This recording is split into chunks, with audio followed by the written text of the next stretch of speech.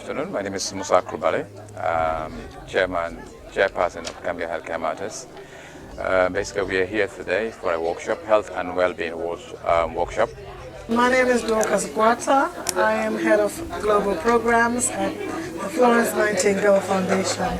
Good afternoon, my name is Dr. Jo Myers. I'm one of the speakers here today, but in my role I'm a director and trustee with the Florence Nightingale Foundation. My name is Ibrahim Ajao, a historian and a Gambian social commentator basically. The discussion today was really about how do we negotiate this space. So we've got to equip our people. Gambian Health Matters. The stress levels are going up. You have to be bold enough.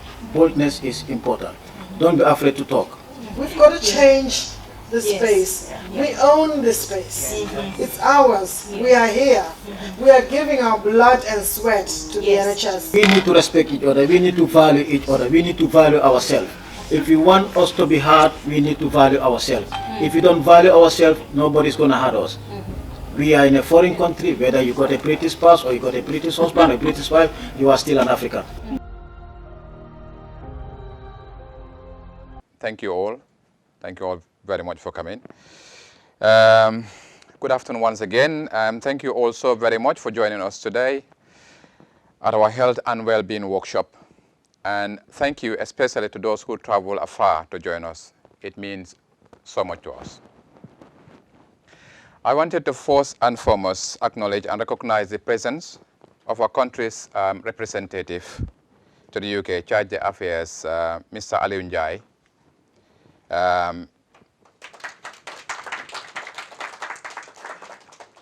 Our religious leaders, Imam Gassama and Deputy Imam Musabah. And I wanted to recognize our honorable speakers, Rose Hombo, Dr. Joanne, OBE, Felicia Kwaku, OBE. That's right, 2 OBE in this house. 2 OBEs in the house. So I further recognize the presence of the President of Nigeria. I know she's just gone downstairs to have her lunch. Nigeria Nurses and Midwives Charity Association, Wendy Olaviolo. And I also wanted to, wanted to recognize the presence of Elizabeth Pearson, President of Uganda Nurse and Midwife Association. Professor Mamadou Salah is in the house. Dr. Mamadou Salah of the Mumford University, and Ibrahim Ajao, our Gambian historian. And thank you to our esteemed GHM members, our very able facilitators, E.B. Sose and Nyalisa Mendy. And I want to recognize the presence of Dorcas from the Florence Nightingale Foundation. And of course, our media and entertainment personnel. Thank you all very much. You are all very awesome. So why are we here today? You probably ask. It is because we are alive and able. We should, and we are thankful to God to be able to be here today. So we say Alhamdulillah, as we say in Islam, and I'll thank God in Christianity. So COVID-19 pandemic has had a toll and directly or indirectly affected so many families, friends, or loved ones. There are many going through challenges today.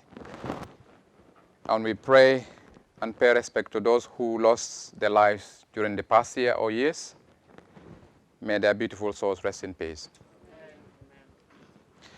Gambia Healthcare Matters, founded 3 years ago by healthcare professionals and other walks of life, was commenced solely to assist our ailing healthcare system back home. The organization, since its inception, has done a lot within a short span for community and country. Our success stories would not have been told without the selfless support of our members. GHM is because of our dedicated members. Thank you to our dedicated members. I know it is not that occasion, but please allow me a moment to say a special thank you to a formidable member, Deputy Chair Sena Bugames.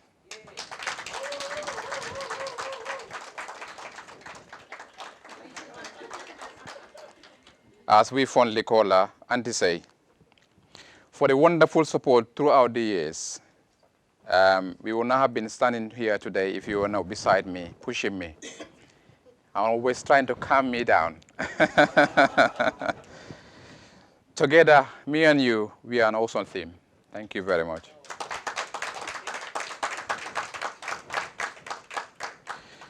What will an organization like ours then do in turn to recognize and support our members, especially during such challenging times? That is why we are here today.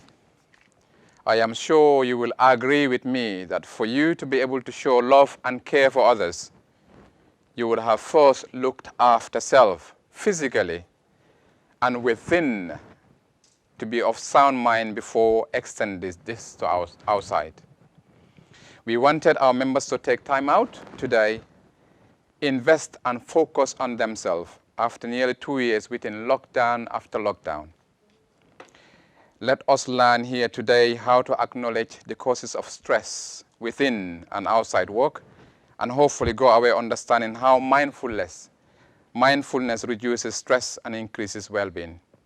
Thank you very much. As you can see, we are wiping microphones and everything else. I was saying when I went to a restaurant recently, you used to have salt and pepper, but now you got salt, pepper, and hand sanitizers. So the world has changed, but we're definitely trying to hopefully keep everybody safe today, and because we are still not out of the fight yet, but it's still good to see all of you here today. Next speaker we've got is Felicia Kwaku.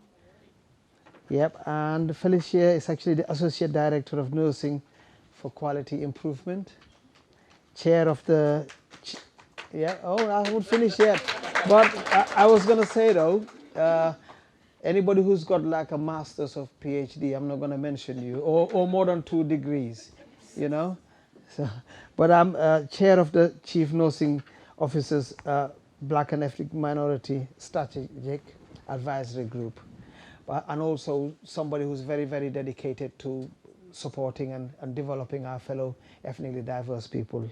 And even though I know you're very great help to NHS England, I'm sure you're more help to ordinary people out there as well. So welcome. Thank you.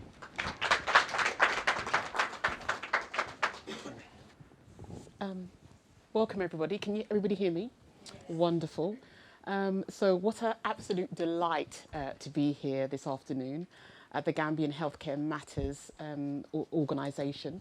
And I just wanted to say thank you for the invite. I also wanted to mention all protocols observed, and also to mention it's really good that we have the depth and breadth of international organisations here, including Cameroon, because we didn't mention that organisation before. So we have a depth and breadth of international organisations.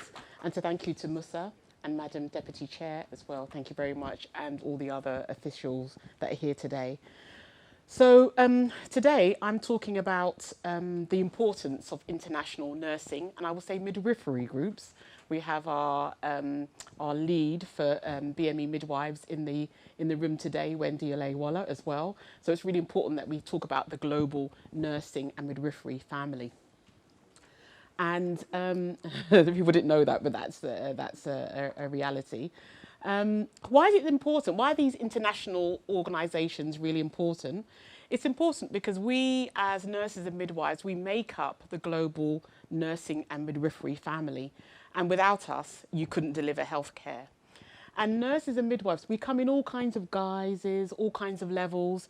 If you're working in the village, you may be called a nurse because you're the only healthcare professional there, providing really essential care. So although we will say nurse and midwife, that can come in many different guises. And around the world, the nursing and midwifery population numbers around 27.9 million. And we've also got a shortage globally of around 5.9 million nurses and midwives as well. So what's the importance of international groups like ourselves? Really, we provide essential care, patients and loved ones and carers.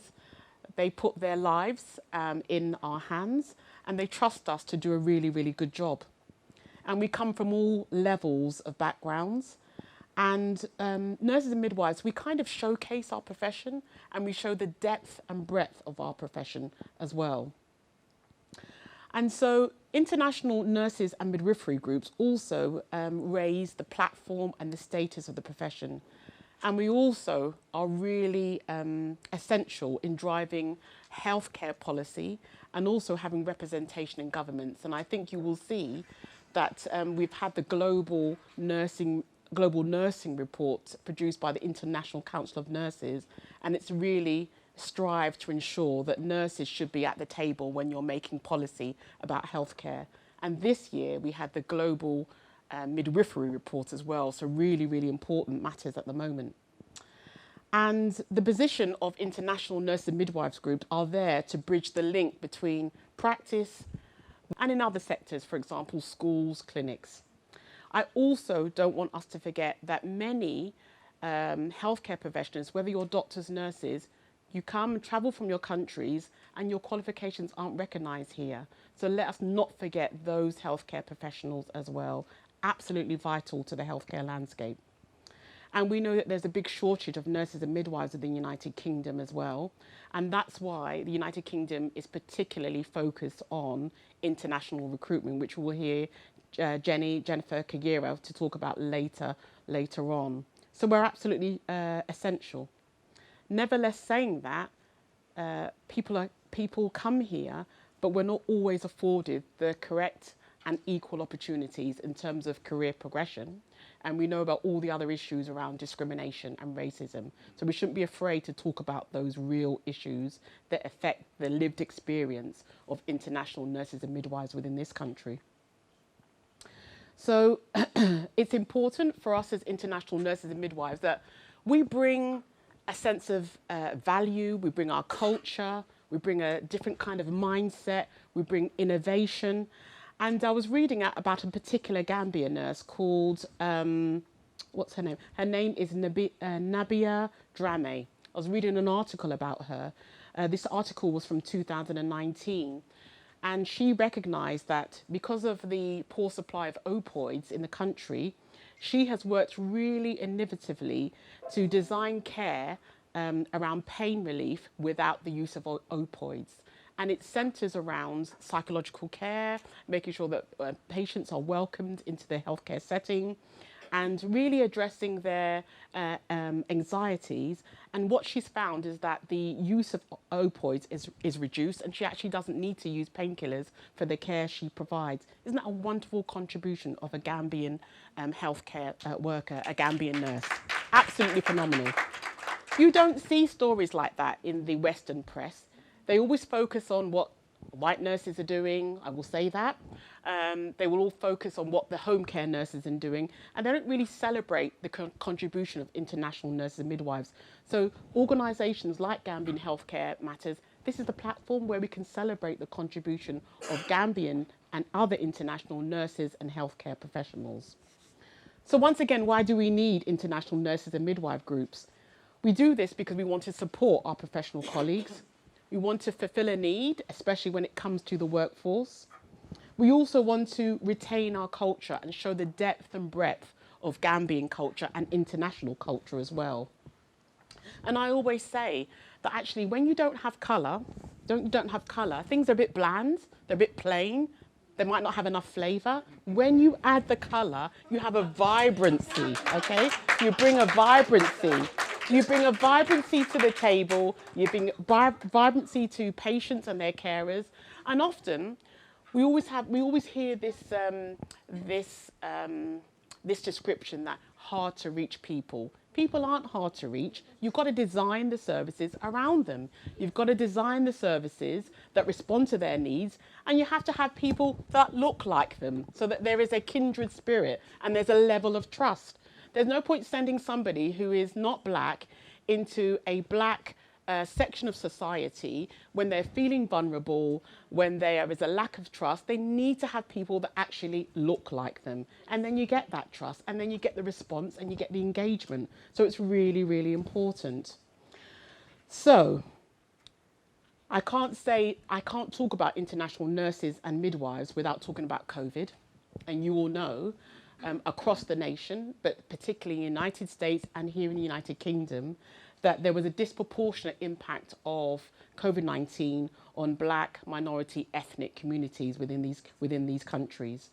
And you will know, I'm not sure if you do know, that the highest percentage of healthcare workers that died during COVID were nurses and midwives.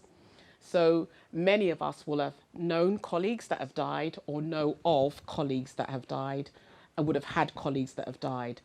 So actually, the unique position of international nursing and midwifery groups raises the platform around these essential issues. We have now started to see an explosion of international nursing and community groups, and they have been there for quite a while, but the radar hasn't highlighted them. So I'm so proud that we've had this explosion of all these international communities. And it's got to a level now where the Chief Nurse of England has invested into the development of international nurses and midwifery organisations, which is absolutely fantastic.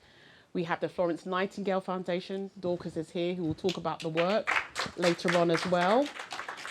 We also have the Royal College of Nursing now. Really, they've got an international committee. I'm on the committee, and now they are also going to be doing some work with the international nurses and midwifery communities. So I'm going to kind of finish there, but just to say that, you know, the role of really the international nursing and midwifery communities is to support, educate their colleagues and the workforce. It's to make sure that there's a linkage between what happens at home and here. There's also a place for recruitment and retention. So I was looking at the figures for Gambia. So in terms of the nursing workforce, it's 3.2 for every 10,000 of the population. The WHO sets a requirement for 23 nurses per 10,000 of the population. So, you know, if we celebrate the practice, if we're educating our nurses, if we're showcasing what's good and great about nursing midwifery, then we can bring the numbers up and increase the nursing midwifery workforce. But once again, I just really wanted to thank everybody for being here. I'm really great that we've got a platform to showcase international nursing midwifery, and we must do all we can to raise the relevant issues to the government, to the chief nursing officer, to employing authorities as well, and to make sure that people from international nursing and midwifery communities are treated well, are treated fairly, and have equal opportunities to rise up the career ladder. Thank you. Good to know what is happening and what needs to be done and how we can all try and work together to get it done. So thank you once again. If we give a round of applause for Felicia.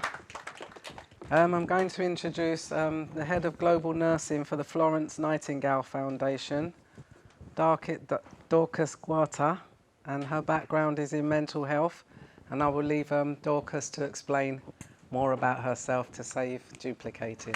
Thank you. Thank you, Musa, for this warm invitation. You can tell how well organized an event is by just how organized the emails are and the reminders are. And so I was excited to be here. Thank you to my mentors who are gathered around tables, Joe, Felicia, Wendy.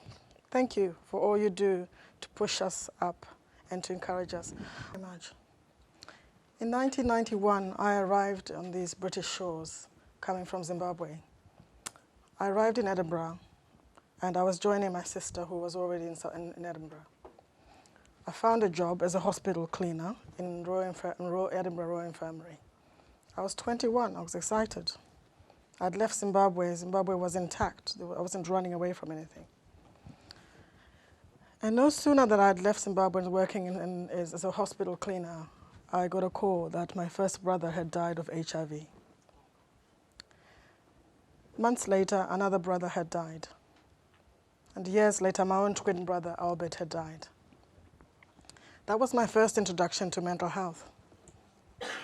I was young, I was a migrant, I was in Scotland, I was vulnerable, I was female, I couldn't travel home. And what these brothers did in my family was leave orphans. There were many children orphaned. They had no parents. Before we knew it, we were parents. We were sending money home, back to the continent. This is not a story that's anonymous to me. Many of us do this. I moved to London and worked as a healthcare assistant, all the while sending money home. And years later, Mum died.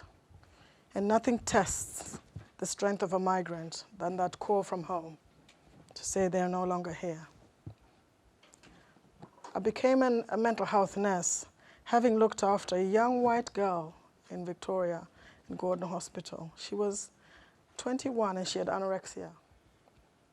And I could not for the life of me, as an African, understand why somebody would not want to eat their food. I'd grown up with 5 brothers. If you don't want to eat your food. So this intersectionality of mental health, migration, global health as we call it now, led me to the London School of Hygiene and Tropical Medicine with all my questions. It will be there that I gained those skills and that context to challenge. And so my heart sits in 2 places. It always will. This wonderful country that we call Great Britain, with its challenges. My own country, Zimbabwe, with its challenges. But somewhere in there, our hearts sit. I knew that I wanted to work in global health and do something in global health because I wanted to honor those spirits. That these pandemics, that we know them in our continent, whether it be Ebola crisis, whether it's the HIV crisis, whether it's natural disasters in Sierra Leone, whether it's our own girls in Chibok who are kidnapped, these are traumatic events that affect our public. And so when Greta Westwood from Florence Nightingale Foundation asked me to come and do a piece of work with her at the Florence Nightingale Foundation, I was excited. I was excited because I was taking into this role a number of skills that I'd learned along the way. The power of resilience and innovation. Before that, I'd been asked by the Mayor of London via his Westminster office to come and work for his office to look after young people who are involved in gangs. Before that, Debbie Ario, amazing Debbie Ario at Afruka Charity, had taken me under her wing. And I'd say to Debbie, I'm uncomfortable about Victoria Kalembe. How could this happen? How could Stephen Florence happen? How could Baby P happen? How could that body, Adam, baby Adam happen? A body that, well, lest we forget that African kids are dying on our streets, in our homes. And so with my safeguarding skills that I'd gained from Debbie, and if anybody really sort of see safeguarding skills from me was Debbie, that's where I spoke to women who had FGM. They said, please don't call us mutilated. Our parents did what they did because they believed what they did. But culture is not static, it doesn't stay in one place. People change. We had marks. Our parents marked us. That was the thing to do. Nobody wants to be marked anymore and go on Facebook. But is policy, is the government barking at the right tree? Are we throwing money at the right policies? So when I went along to work for the Mayor of London, I knew that I had a task on me. 80% of my kids, 21 plus, were from minority backgrounds. These are not Jamaican kids. That's what we used to say, right, when we came to this country. These were Africans against Africans. This is a Zimbabwean against a Ghanaian. What happens is that the one who dies goes six feet down, the other one goes into jail 6 feet up. The parents are traumatized. So this piece of work informed what we need to know, as Felicia rightly so. We need to design services around our people. Please do not label us. So what COVID-19 has done is thrown everything to the air. All the inequality debates, all the racism. It's also shone light on who are the breadwinners in our doorsteps. Most of them are women. Most of them are nurses. It's a very gendered discussion. We're not always vulnerable. So at the Florence Nightingale Foundation, my role looks at taking what works in the UK for UK nurses to the global space. If a nurse and a midwife in the UK has access to a leadership program and they can apply through the foundation, we want the same for my nurse in Malawi, our nurse in India, our nurse in South America. It must work elsewhere in order for us to close the inequality gap. In order to do that, we're mirroring what's happening at the WHO, because in the world of global health, you don't just reinvent your own wheel. We're looking at the priorities that Elizabeth Arrow has set out in WHO. Her key priorities are retention. Let's grow our nurses, but let's retain them. Leadership, quality improvement, service delivery, and jobs. But let's turn to the continent. Because as we speak today, nurses and midwives from the continent are arriving at Heathrow Airport and they are coming to this land. So we must talk about ethical recruitment. But are we retaining enough nurses in our continent? They're on the streets, demonstrating. Some of them are in prison. Some of them are unemployed. So for this discussion to go forward and to move forward, we Africans, we diasporans, must too push the leadership wheel. If nurses must be on the table where everything has been discussed, so too must the diaspora. We have a duty to promote the best governance in our continent. We have a duty to promote good and demonstrate good leadership in our continent. And if leadership is the question in our continent, I believe the diaspora has a role in modeling that. It may be unpopular, but hey guys, we're on our own. Nobody's coming to save our continent. I knew this when I went to WHO some time ago under the leadership of Elizabeth Arrow. And it was a big room, and Tedros was asking questions. And they had placards of countries around. And I looked around my fellow countrymen. Some of them were asleep. So when you and I are barking and we're going to Trafalgar Square and we're demonstrating and we're asking for this, our leaders are asleep. We have got to speak truth to power. Countries that are progressive these days are evident. They have more women on their cabinets and governments. They've got young people on. They're listening to the ground. They're paying attention to the issues that are on our doorstep. Climate change. Gender equality, health access. So we have a job to do at the Florence Nightingale Foundation. My job is very much in early stages. On a day-to-day basis, I'm knocking on doors, looking for funding and looking for partners. And looking for people who understand the continent, understand Asia, and say, let's do it together. Working with our colleagues at THET, who are doing amazing work, who already have a history of working in these contexts so that we can deliver leadership programs to others. But I can't leave this floor without mentioning some key issues in our communities. Mental health is the pandemic. I'm an A&E nurse in Imperial Hospital. At any given time, although the public feels that COVID is an issue, at any given time in my department, there will be some very serious overdoses that are happening. Suicides. Some of those are nurses, doctors, a GP who's 6 months from retiring. So there's something about our system and the systems that we work that is causing us stress. That stress is spilling out to our kids, and then we end up with domestic violence. When we end up in domestic violence, guess who's knocking on the door? Social services. So for all of us here, we have a duty to think, how can we rebuild that village that we grew up around? In the UK and in the diaspora, our friends become our family. So we must build safety nets around us. I ask and plead, as you see nurses and midwives arriving in this country 2021 at Gatwick Airport, all they would think about is that Britain is beautiful. It's Trafalgar Square. It's the royal family. We must look out for them. Otherwise, they'll end up on the res data, which Yvonne Coghill rightfully calls out. We know the stakes are high, so let's look out for each other. Let's provide mentoring and coaching wherever we can. Offer yourself. If you don't want to dress it up as coaching, dress it up as friendship.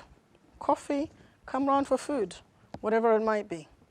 It's support, it's emotional support that's important. But also let's look at our own leadership. Are we inclusive? We know that in the continent there are many things that hold us back, that get us hot and bothered. Nothing gets hot and bothered, nothing gets African leaders hot and bothered more than sex and sexuality. We have got to start having very open discussions about these issues. Climate change. To be part of the global community means we too must be very open. Yes, we hold on to our values. It's important that we do, but we must provide a dialogue to discuss these issues.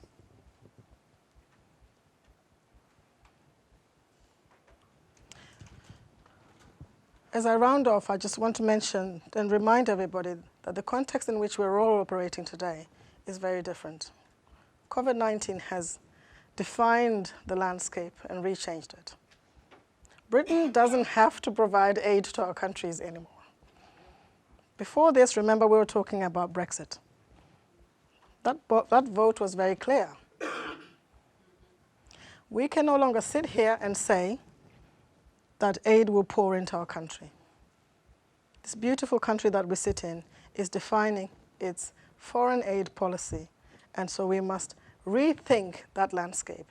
If our remittances are going back into the continent, how can we redesign and formulate those remittances so that they reach those children who are on the ground? There are children going to sleep without food in our continent. We all know this. There are women dying. There are young girls in my country, 13 years old, pregnant, died in childbirth at the age of 14. This is not synonymous. So if it makes us uncomfortable, and we know that diaspora has an uncomfortable feeling, we must begin to think, what else can I do? What more can I do to impact on my communities?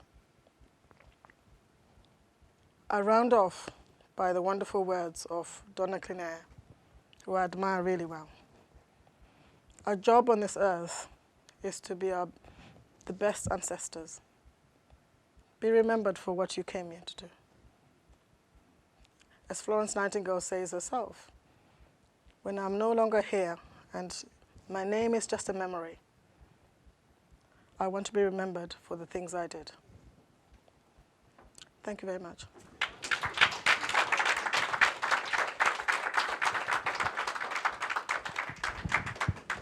I think now we're actually gonna go into doing some workshops. Because of the size and space in the room, we were probably gonna maybe just maybe leave you as you are, and then just to basically look at the topics around navigating change. What those change mean to you at the moment. What those change mean to people that you work with, people that you care for, and then to also look at how can we turn any setbacks that we've perceived into opportunities. I mean, we can spend the whole day talk about maybe the setbacks to do with the last 18 months in terms of COVID, setbacks to do with budgets. And just as a disclosure, I've worked sort of 16 years in the NHS, mainly in clinical commissioning groups, mainly as an equality and diversity practitioner. And actually this is the first time I've actually been in a room with nurses. And that just shows you that, so people like myself, I've mainly worked with commissioners.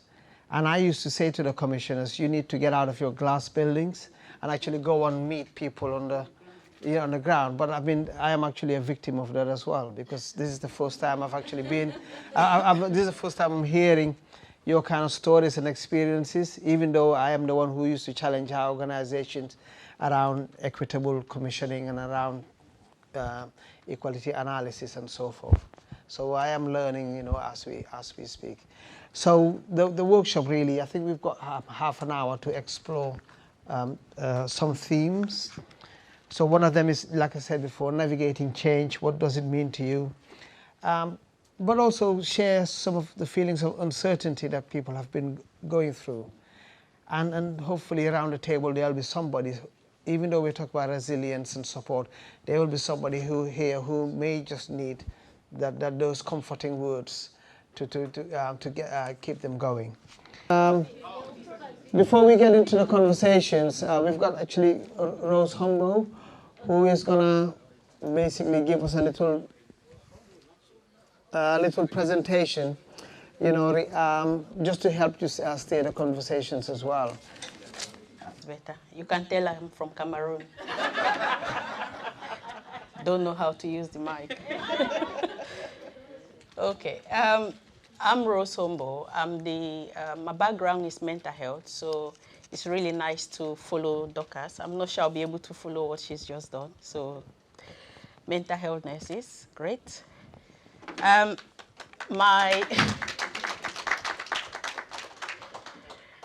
daytime job, I'm an NHS worker, which is very good. I'm also a nurse, a mental health nurse by background. And currently I'm working with Oxford Health as the divisional lead nurse for their mental health directorate, which is also great fun. And yes, you really want to work outside London, and then you know how different it is. My journey to that, originally I trained in Kings, live in Kings, work in Kings the rest of my life. And then 2 years ago, I decided that Oxford Health might be the place to be. Oh boy, that's different. I think the difference is in London, the next trust is down the road, and you see people of your skin tone, and it's excellent. And then you move a few kilometers away, and everybody looks completely different. They also think different, so that's quite nice. So we sit in a room. The common theme is I sit in a room full of people of this number, and I'm the only one that looks black. So that's interesting. But they're nice people. So my second job, therefore, is I'm the Cameroonian Nurses Chair for the UK. So I've been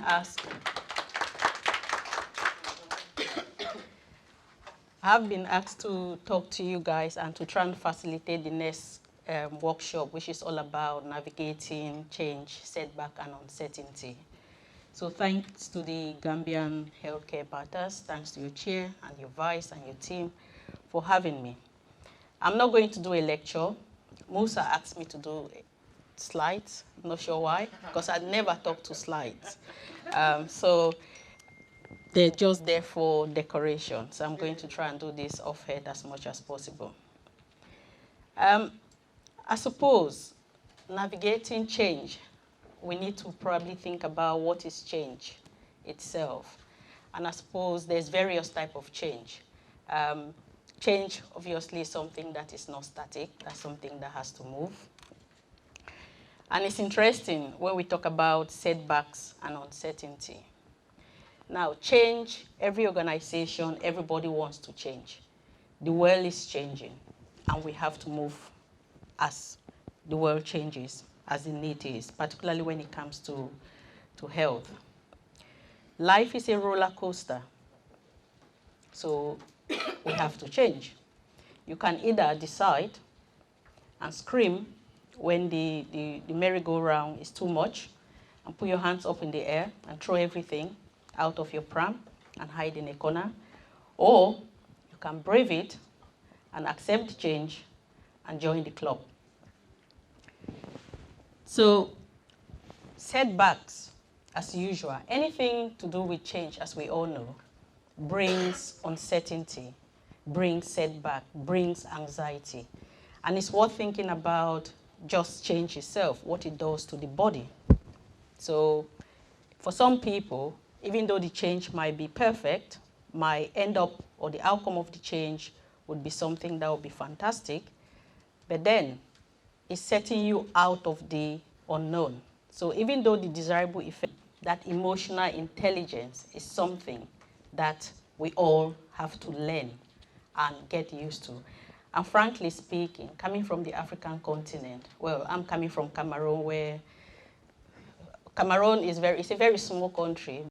I have to say, if you're colonized by the English or the British, I'm not quite sure which one is worse, being colonized by British or being colonized by French. But I'll say, I think I would go with the British for now, because the French, frankly speaking, I mean, Cameroon pays about 70% what, we call it commission to the French government up to today, since independence, 1962. So it's terrible, but there you go. So in terms of setbacks and uncertainty, and I'm going to try and focus this on, I'll run through the slides and then just focus it on myself, my own experience, where I am now, and my journey to how I got there, and then some key points just to take home and to try and facilitate the workshop. So for me, to navigate a system, so it's very easy when you're an employer or you're an organization and you're the one that is trying to implement the change. Most of us, where we work, we're all trying to implement change. And it's easy because you then realize that there's resilience because people don't want to change, regardless of whatever the change may be. You have your people who will follow you and those that will not. And then you can see, so you can kind of do a diagnosis and understand those people who want to change and those who don't want to change and those that you want to work with, depending on what the agenda is for the change. That's easy said and done when it's a company or a group or an organization that wants to change. The difficulty where we are and in the context that we're talking today and being us from Africa and our background is that the change that we're looking for, we are the ones looking for the change, not the institution that we're working in. And that's where it gets quite tricky, where your textbook change management doesn't work. Because it will tell you 10 points, which I'm going to read, how you do it. But frankly speaking, I'm not sure that those 10 points apply to us. So it's quite interesting. So some of the things that the textbook will say you should do in terms of navigating system and uncertainty is things like be willing to take risk. Of course, we are all taking risk. And yes, if you don't take risk, you would even leave your house. So the fact that you leave your house and step out on that day, you're trying to take some amount of risk. It also says that we should not be afraid at all. Well, I wonder, that's true. We can't, if you're afraid, then you will not venture the next step. So you have to do something in a kind of structured way that you're not afraid to fail. Well, I don't think most Africans, again, this is a generalization, I don't think most Africans are fear to fail, because I think fail is what we know. So it's quite interesting that the textbook says, don't be afraid to fail. Even Beyonce, in all her Grammy Awards, I think the amount of failure she's had is more than the success. So we are used to fail. So it's already in our DNA that if we don't fail, we can't pass, basically. So there you go. It also says that we should acknowledge the abundance around us. Of course, there are many poses. It's interesting how when you then look at, for those of us who are nurses or midwives, when you then look at the chief nurses and the chief midwives in the country, there are very few that are from Africa, or there are very few. I really don't like the word BAME because to me, it doesn't make much sense. I just like being called black or white or African. That's better. But if you look at the African chief nurses in the country, there are very few in between, given the workforce of what you heard Felicia was saying. They're quite small. So yes, there is an abundance around us. But how do you then relate to that abundance when you can relate to it? It also says that you should actually identify where there's bias. So yes, Where there's bias, try and identify it with your co-workers, in your boardroom, sit there and speak to your chair and go, oh, yes, CEO, Mr. CEO, I'm the only black person in this room. What are you going to do about that? Oh, I'm the only female. It's interesting how also the gender bias, if you look at the workforce for health and social care, majority of that, I don't know the figures, they're female. But when you look at the boardroom and you turn around, majority of them are male. Quite interesting. So, but it's good when you sit there as the only female to say, hang on a minute, I'm the only female sitting among these men. One of the other things that he says in terms of navigating change and setbacks and uncertainty is to set a huge goal. Wow. I've been in the NHS for 27 years. In fact, I can't even meet my own goals. They're too high because the textbooks, they tell me to set a high goal. And it's good. It's always good to have a direction of travel because if you don't, well, with the challenges, if you face any challenge, it's easy to give up. So it's always good too. It talks about constructive criticism. And the bit about constructive criticism is the bit that is quite interesting. Now, I've had, in my time, some mentoring. I think both Dorcas and Felicia spoke about mentoring and coaching and call it friendship, call it whatever you want to do. I don't know how constructive those coaching or mentoring that I had, some of which were from fellow African senior nurses. I don't know how useful they were, because I'm going to be honest. Either people were trying to use information from you as a junior person to develop themselves, or they were just stringing you along to go along with whatever is going on. So some of it works, some of it doesn't work. But I think this, for me, when they say you need to accept, some coaching, some constructive criticism, you really need to be careful. It all needs to be set on. My understanding of mentoring and coaching is that you, who is the mentee, who is receiving the mentorship, the focus should be on you, not on the mentor or the coach to develop themselves. So you just need to be careful when you're doing that. Network. I don't think nurses do enough network, and particularly African nurses. They really, when it comes to our white counterpart, when it comes to networking, they're fantastic.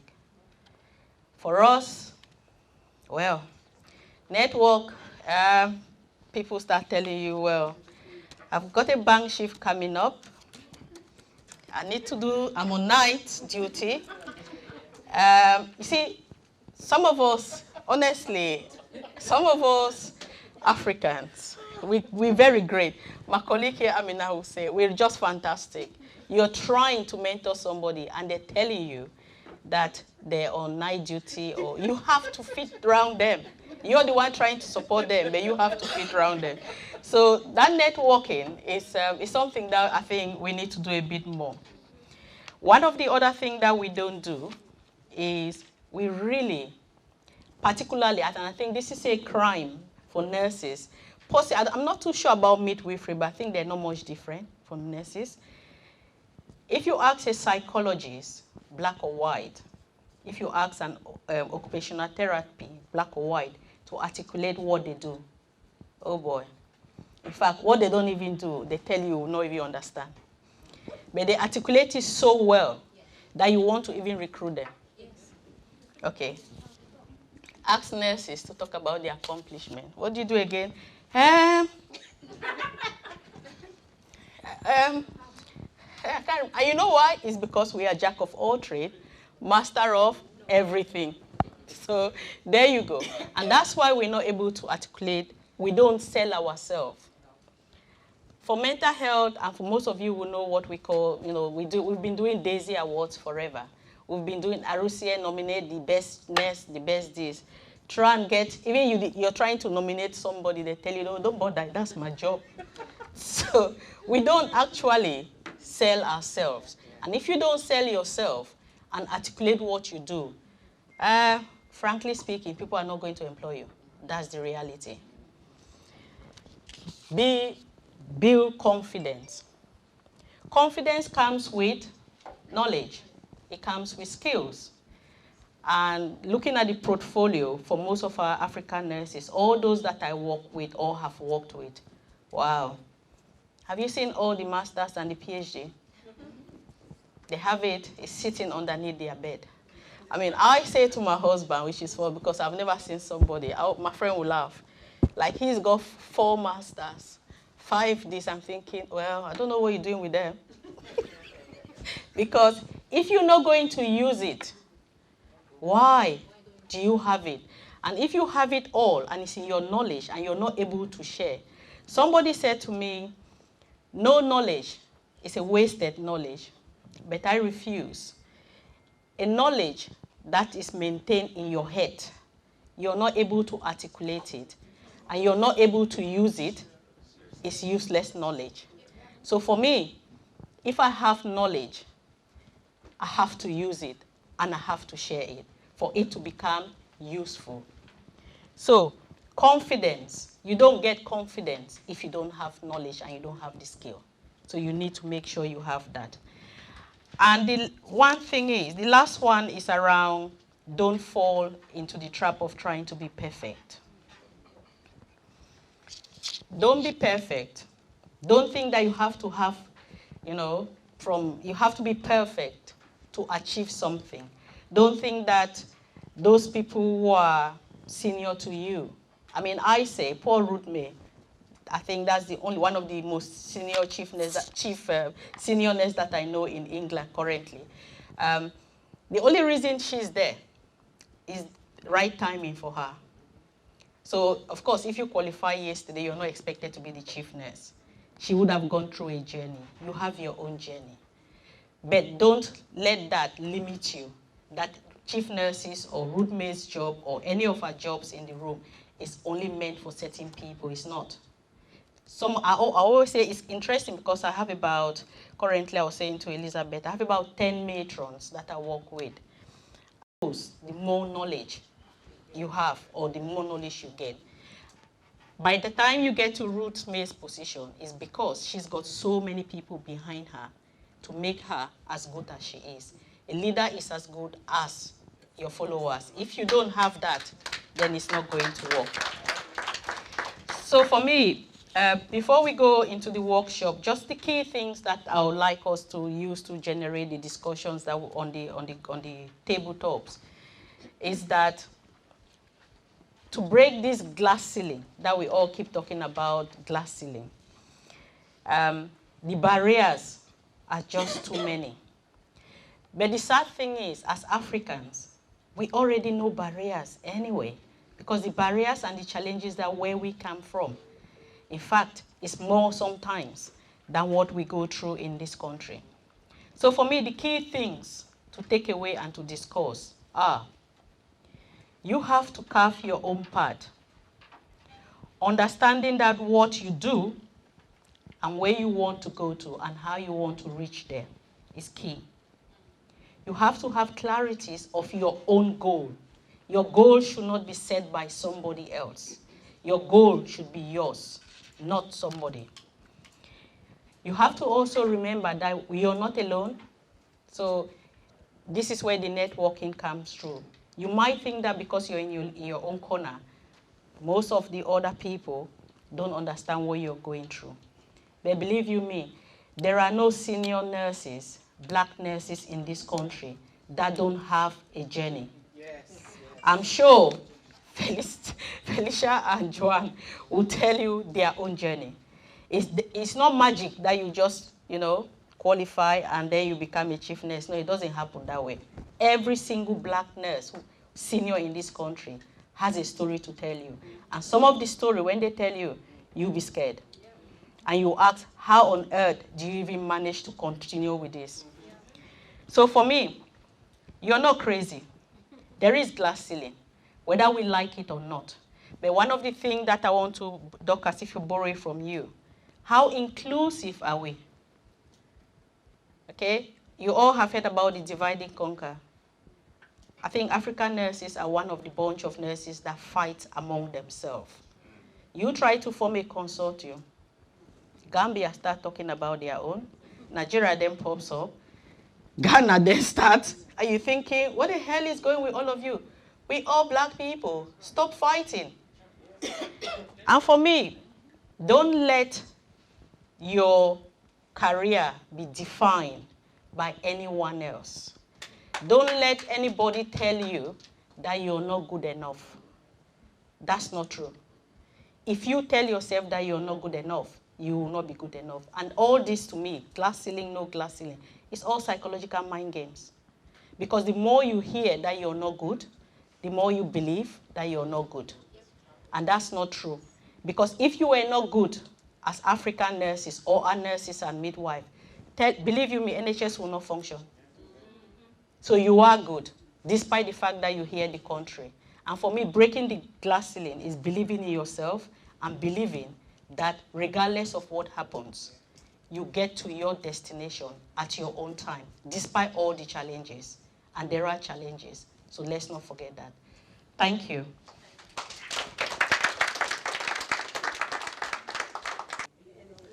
So from the last presentation that we had, is there anything that anyone would like to share from the groups before we go on to the next presentation?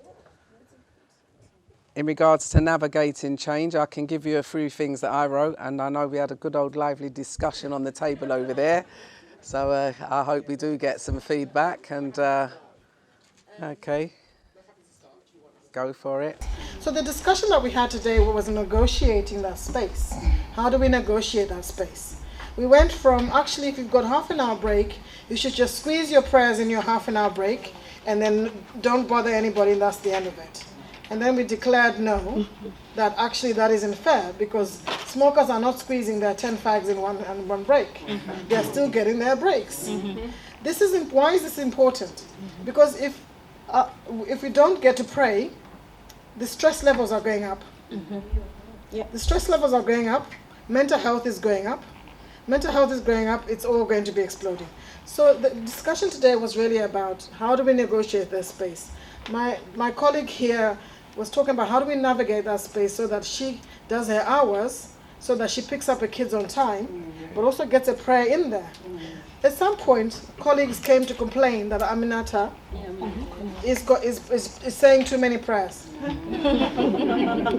But Aminata did really, really well. She managed to negotiate. My colleague here was talking about 7.5 hours. How am I going to squeeze in my prayers in 7.5 hours? And I was just saying that, guys, we're not knocking on the doors and the tools that we are available to us. Your HR is available to you. Knock on the door. Your BAME community is available to you. Your friends are available to you. My God, your lawyer is available to you. You need to really be knocking on doors and declare your rights and stand by your rights. Because if all is equal, I should get my break and my prayer time if I've got a leader who's listening to what is going on. So we turned this around and we said, if we're having this discussion here, what about those Africans who are coming and landing in Heathrow Airport and Gatwick Airport today? And they need to say they're going to be new on those wards. How are they going to find time to say their prayers? All they're going to say is, yes, sister, no, sister. That we've got to change the space. We own this space. It's ours. We are here. We are giving our blood and sweat to the NHS. Some of us have been buried, left their children dying for the NHS. No more sitting in the background and saying, I'm just waiting for the manager, I'm just waiting for the sister. We have to claim our space. So that's the discussion we had about how do we navigate those kind of workplaces. And I think it rings true to many other things that we do, development, access to many other things. Thank you very much. I think I'll just borrow something from the lady here, like prayer times and break times. As for me, I work with Jewish Care. They have their Jewish holiday in August. The head office is not even open most of the time in August. So when it comes to Eid, it's not even my day off. I don't go to work Eid. Nobody can make me work on Eid day. I'll go and work Christmas Day, I'll work their Jewish holidays. But when it comes to Ramadan, Korite and Eid and the two Eids, you don't see me at work. It's not even a day off for me. It's just a day that I will not turn up to work, and everybody knows it. So you need to know your rights. You know, if they can stay 2 weeks not going to the head office, not working because of Jewish holiday, my Eid is only 2 days in a year. Why am I going to work when it's Eid? So I don't go to work those days. So he's right. Know your rights. I mean, knock the door. Use your union. I mean, use the people around you, and fight as a team. We had a very lovely discussion here. I mean, one of the things that we noticed, you have to be bold enough. Boldness is important. Don't be afraid to talk. You know, talk. And then teamwork. You cannot make everybody as your friend at work, but the people that listen to you, click to those people. You know, I was just telling them that as a manager, that's how I do. People who give me 110%, those are my soldiers. You know, I work with those people. That doesn't mean that people who give me 50%, I don't work with them. I still work with them. I don't ignore them. I still work with them. I try to encourage them to add more 10% every you know. But the people who gave me 110%, they are my lieutenant. I mean, they are the people who will make me make changes. They are the people who will make sure that our agenda is listened to. So inclusiveness is also important. Include people. Don't just be your alone. There are people who may be quiet, but they may be vast experience. They may be able to tell you so many things. So the quiet people, have them in your room one-to-one. Talk to them, and they will listen to you, and they will talk to you. Openness, be fair to everybody. Be open to everybody, and it's important. If we are open to each other, we'll be successful. I mean, something is that I'm a manager in a care home. My home is 105-bedded home, but sometimes we, the blacks, try to beat you down. You know, in my home, I got maybe 2 white staff or 3, but I don't have problems with them. I don't have problems with them. They respect me, they will do, but my problems are with my colleagues, my black people. Yeah, they are the problems. And then when you want to do any changes, they are the obstacles. So we need to respect each other. We need to value each other. We need to value ourselves. If you want us to be heard, we need to value ourselves. If we don't value ourselves, nobody's going to hurt us. We are in a foreign country, whether you got a British pass or you got a British husband or a British wife, you are still an African.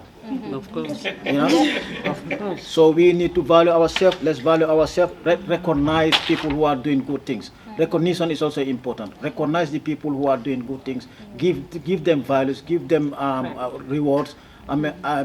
Make them recognize in the institution that they are the people making your agenda going through. So change is a continuous process. It's not one day. It takes years. It takes weeks. So, but we just have to be brave enough to take it. And that was the discussion we had. I hope I did my best to explain what we discussed here. Thank you. Thank you.